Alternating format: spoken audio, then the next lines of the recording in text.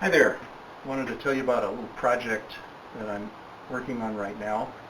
The fuel pump went bad. I tried to start the car the other day and no fuel came through the fuel pump up to the carburetor. And because one of our other members just ordered a couple of fuel pumps from Kenji up in Washington that sells 2CV parts, a 2CV fuel pump works. So I ordered one from him, and it was much better than this real stiff, non-pliable diaphragm that was in the original fuel pump. So I ordered one from Kenji, and they're pretty nice, brand new, and very similar in dimensions, but you have to make sure that this dimension here, between where it mounts and this end, will fit into the space on the Panhard engine.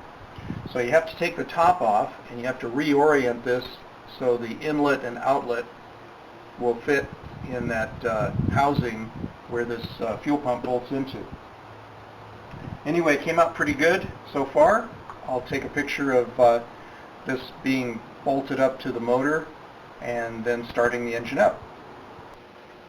So here's where the fuel pump bolts up against these studs here, and you have to make sure that that distance isn't taken up by a housing that's too big. So those 2CV fuel pumps are working just fine. They work great getting those in there. You do have to drill out the holes in the housing in order to accommodate those larger studs than you'd see on a 2CV engine.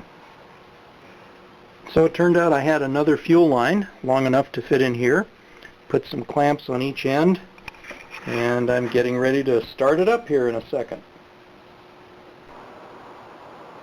So here goes. Let's see if she starts. Good.